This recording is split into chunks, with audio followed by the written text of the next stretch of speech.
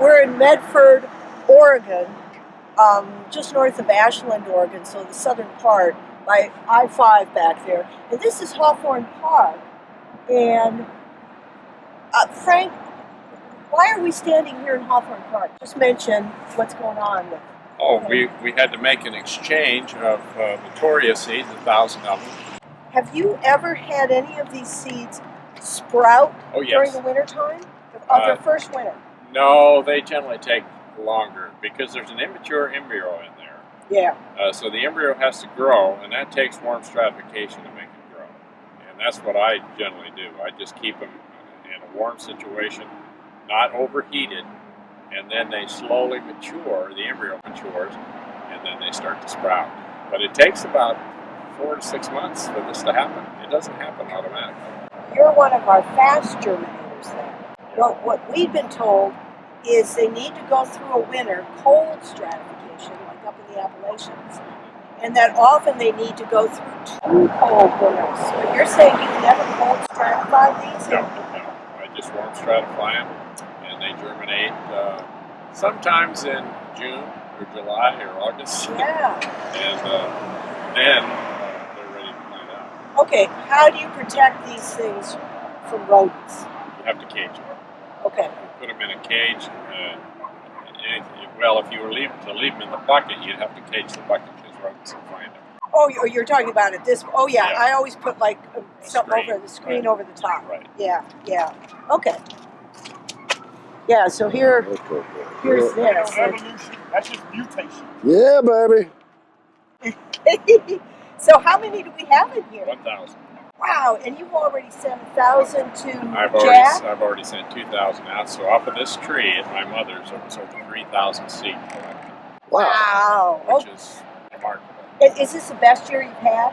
This is the best year. Okay. And does that tree produce every year? Yes, it does. Every year. Okay. This year was the bumper year. It really put on. Any hypotheses as to why this was such a good year? No, it just it was a good year.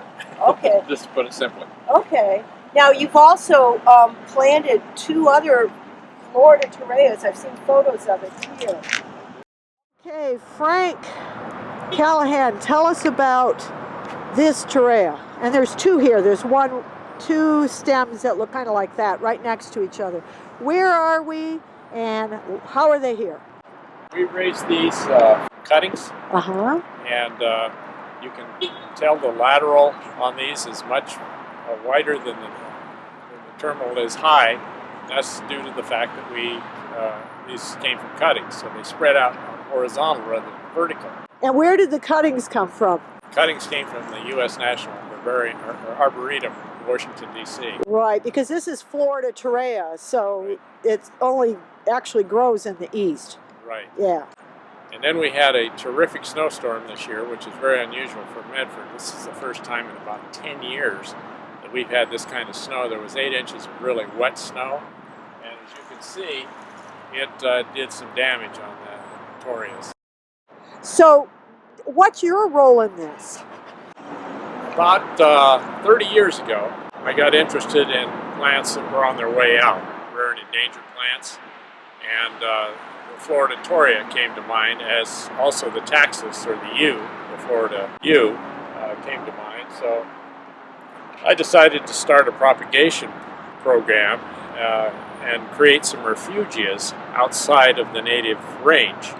And in doing that, we now have 2 trees at my mother's place that are putting out tremendous amounts of seeds. In fact, near Medford. She lives near Medford. Yeah, she's in Medford also. Okay. And I collected over 3,000 seeds off those 2 trees this year. And we'll go take a look at those trees Right. next after this. That's coming up.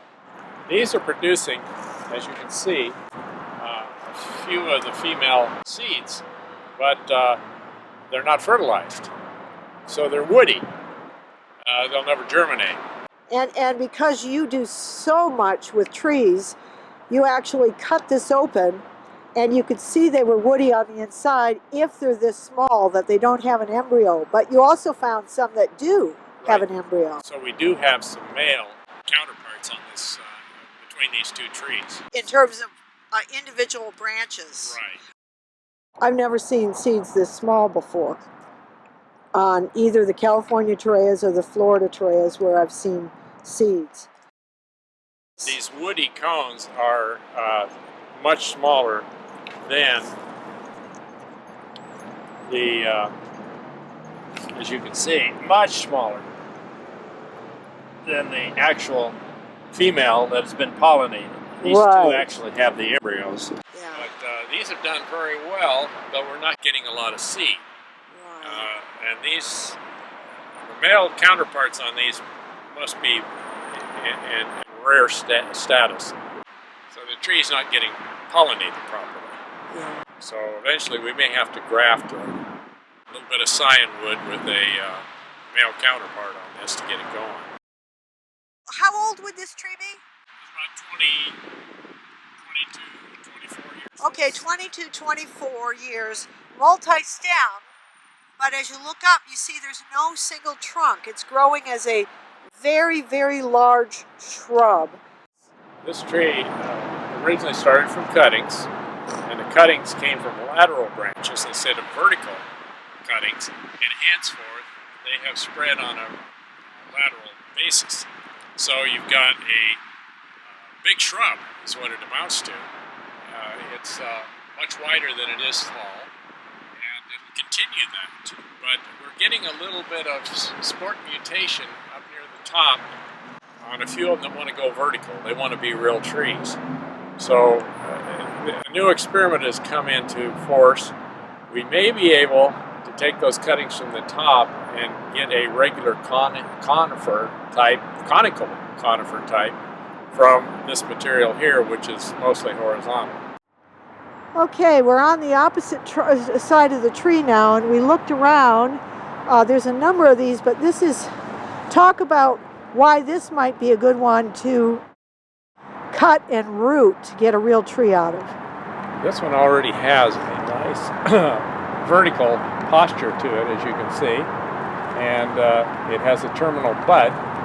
So if we do a cutting of this, we'll probably get a vertical tree rather than what we have here from the lateral branches. And this has happened in a number of places on the tree, but this is probably one of the best examples. See how vertical this thing is? Yeah, and we counted that last year it had 5 perfectly radiating lateral branches from it, put up that perfect terminal, and right at the top of last year's terminal growth is another apex bud with 4 laterals. This is exactly what real seedlings look like. Right. So that might work. So that's going to be an experiment that you and the arborist here at Hawthorne Park are going to do, right? Right. We'll attempt that, and if we're lucky, we're going to come up with some nice vertical, conical conifers instead of the horizontal conifers that we have here now. Right. Wonderful experiment. Yeah, some of these are working in that same direction. This one's got a little bit of that, this has got a little bit, and this one's got a little bit of that. And we know that this tree would never continue doing that for very long, because look how far we are away from the main area. It's not like it's going to finally grow its own vertical. So what it may be is that if you can catch this within the first, that it keeps attempting in the first year or two, capture it before it lays down and becomes a lateral, that might work out. Yeah. Now, Frank, in fact, stay in that area. Go in that area and talk to us. Why are these colors so different here? The colors? Yeah, of the branches. If you look down here, you notice that nice lush green? Yeah. Well, these upper branches, there was a conifer right behind you there, and it was taken out this last year, and these have actually sunburned a little bit. That's from the high heat in this area where they're exposed, where they weren't exposed before because this conifer was shading the tree. So you can see a lot of sunburn up here on the tree. Yeah. This is basically an understory tree. It likes a little bit of partial shade. Right. And when it's exposed to full sunlight, especially here where the heat and light values are very high, they sunburn. Yeah.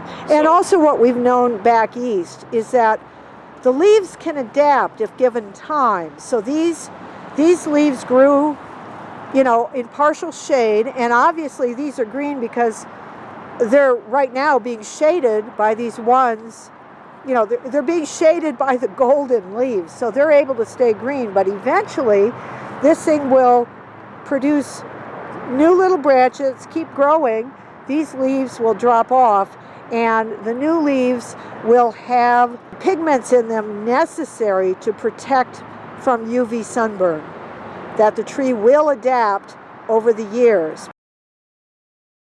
This American beech is actually a replacement for a very large conifer that was growing here before, a big pine, and they took that out and planted this in its place. And this was actually a shade tree for the Torreya because it took the afternoon sun off of that Torreya, and now we have, with the tree gone, the Torreya is sunburning a little bit. Wow, okay, so I'm going to show how this is west. It's west, there's I-5 freeway over there. You can see some of the other, both deciduous and conifers here. And right at that fence post area there is where I took that picture of where you could still see the stump of the pine tree that had been there. And look how close that is here. So it was both getting due south protection from this pine and then west late afternoon hot sun protection from the pine right behind me here. Now talk to us about what happened with the snow this year. This is a very unusual episode here in the Rogue Valley. When we get this kind of snow, wet snow, it was about 8 inches of wet snow which froze onto the branches and just sagged the tree and caused a lot of splitting. It's been approximately 10 years since we've had snow of this nature. So these trees definitely showed the results of the snow load. There was a lot of breakage on them, and we're going to have to do a lot of bracing and also some pruning to bring these back to where they were before. It would be really interesting because this is so shrubby and growing so horizontally far from the main multiple shrubby trunk areas. But if this had been a single stem Torreya, 22 years old, and had regular Torreya type tree-like branches, I wonder if they could have shed the snow without breaking. I think they could have, no problem. And we'll see that when we go over to my mother's place and look at her 2 Torreyas because they are very conifer-like. We'll see how much damage there was on those. Wonderful. So anyway, that'll be a good comparison. Okay, well, let's go over to your mom's place and take a look at those trees. Let's do it.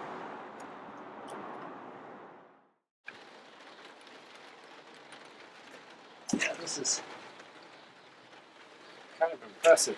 There are so many seeds still under here. Oh yes, and we harvested over 3,000 off of these 2 trees. Just these 2 trees. And the cool thing about these 2 trees, they're about, I think about 20, 25 years old.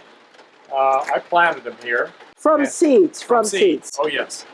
And since that time, the seed production has gone crazy. This last year was the best year yet, and we had roughly a little over 3,000 seed that I've collected and shipped out. And there's probably another 1,000 on the ground. But yeah, these trees have done very well. Do they get artificially watered during summer droughts? Yes, they do. Okay, that's important. Yeah, we okay. do water. Yeah. And you can see the sunburn on the second one. Yeah, why is that? Why It's getting a reflection off of the deck here, this concrete deck. Right. The sun hits that and reflects, it's burning the leaves on that. So this year, I think what I'll do is put a shade cloth back across here and prevent the sun from scalding the leaves. Point to south for me. Where's south? South is this way. Okay, okay. Now, one of the things that's very significant, because I did not know this, you're telling me that this tree here is incapable of adapting to the sun. Has it always produced scalded looking leaves? Yes, it has. That's really important to know because we thought. See here, that it adapts at some point.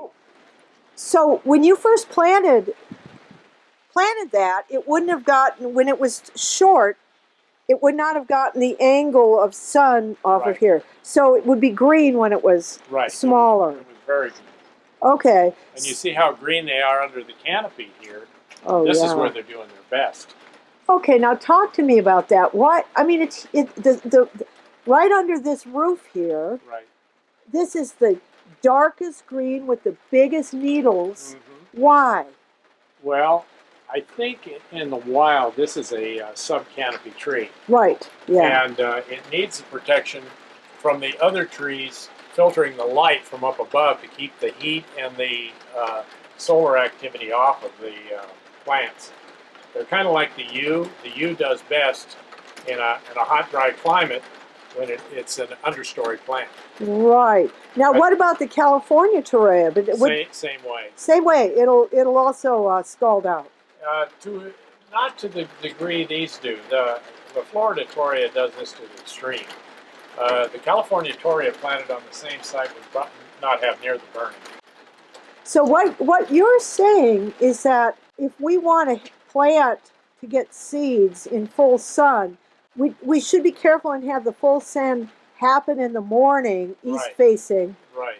And that by the time it gets noon and afternoon, there are other trees shading it. Right. Yeah, that was Lee Barnes' hypothesis too. Here we're getting a wholesale reflection of heat and light reflected back onto the tree, and you can see it's burning right here. Right. That's a conifer. The arborvitae here is showing no burn effect at all. So this is very sensitive to direct sunlight. Very sensitive. Okay, now look at the shape here, everybody.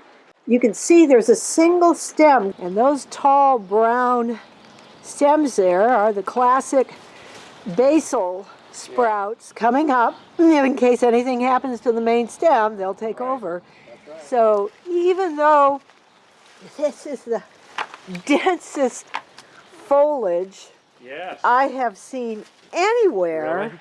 gosh, it's still got those basals. So long as a Torrey is able to access sun, there's no reason to let its lower branches die off. And actually, in this case, you can see the lower branches are a lot happier when they're shielded a little by some sun-scalded branches right above them. So those lower branches are really important for this tree. And that's a single stem. And the same with this one here, okay? This is one it's raining, so I'll come up quickly. There it is. So these are 25 years old. Right, roughly. Okay. And, here's a good place to really see this. Difference, yeah. So what's interesting here, does this branch ever get any direct sun? I don't think it does. Right. So why does it even bother putting a branch there? That's the safest place. It's out of the strong sunlight, and it's just like it was growing in a filtered forest. What's the soil type again? The soil type, it's a thick volcanic clay. They call it big sticky. And it's exactly, as the name implies, this stuff can crack for 20 feet down and leave a 4-inch crack. And everything moves as the soil moves. Right. So you get sliding glass doors that won't slide at times, and other times when they're wet, the clay is wet, they'll slide. It changes the whole dynamic of what you're sitting on. Right. Well, what's interesting here, we're in an urban area. There's a fence there. There's a fence there. There's a fence here. You have no deer in here whatsoever. No. Probably no rabbits, right? Nothing. Do you have any squirrels? No. No squirrels? No squirrels. No squirrels, no deer, no rabbits. Nope. How did you protect the seeds and seedlings when you planted them from little rodents like voles and chipmunks? Everything had to be screened. Okay. It was caged so the animals could not get into it. But after they germinate and they get up the first year, they're pretty stable. Okay. You don't have to worry about that. Yeah. Initially, everything wants to eat, and that's what you're dealing with. Right. Right. Well, if you had to do it again, what would you do differently about planting these two? I'd plant them under filtered light situations, probably with an over canopy of maple one of the other trees to break that light, diffuse the light. Right. Because they don't seem to need full sunlight at all. They carry on the photosynthesis, as you can see here. This is all shaded, and this is where the tree's doing its best. Needles are longer, Yeah. and much healthier looking, a lot more chlorophyll in them. So this is working for them. Oh, we didn't know that when we put them in. It was a matter of we just had to plant them and get them in here, and this is the net result of it. And I'd probably plant them a little further apart. Since these were seeds, what's the seed source of this Florida Torreya? This was the National Herbarium. Okay. Or National Arboretum. National Arboretum. I keep getting the Herbarium Arboretum mixed up. Well, these are beauties. These are nice ones. Yeah. And to get that kind of production, this is what you would, if you were in an orchard situation, this is what you'd want. Right. Off of 2 trees, and you're talking 3,000 plus seed. And then the other side at age 25. At age 25. And the cool thing about these, both of these trees are monoecious. In other words, they have the male and female on both trees. So you've got a double whammy there. There's plenty of pollen to go around. Where if it was different, then one of the trees, dioecious, that tree would be a female and this tree maybe would be a male. Well, then you depend on the pollen and which way the wind's blowing, and it might not do as well as when both of them are together. This has a big jump on all of the others. Right. Well, what we will have to find out, since you only have 2 specimens here, I'd heard that conifers in particular, it's not a good thing to let them get inbred. Yeah. So we won't know that until the seeds produce seedlings and are given a chance to grow in a variety of places and to see if they've lost some of their vigor. All right, we've been looking around and we found some of it's always lateral. There you can see, those are the male. The male, you can see them on several of the stems there. That's a series of, and not nearly at all getting ready to burst forth. Okay, good. Overall assessment looking at both trees is that there's a lot of the lateral underside buds for the male reproductive structures where the pollen's going to come out in the spring, but we could not find a single female cone. The other possibility is that last year was stressful, and so a lot of trees, if they have a sense that things are bad and they might die, they'll put all their energy one year into producing a lot of seeds, and then it takes a couple years of storing photosynthesis in the roots to be able to then do seeds again. So that's it for these 2 wonderful Torreyas.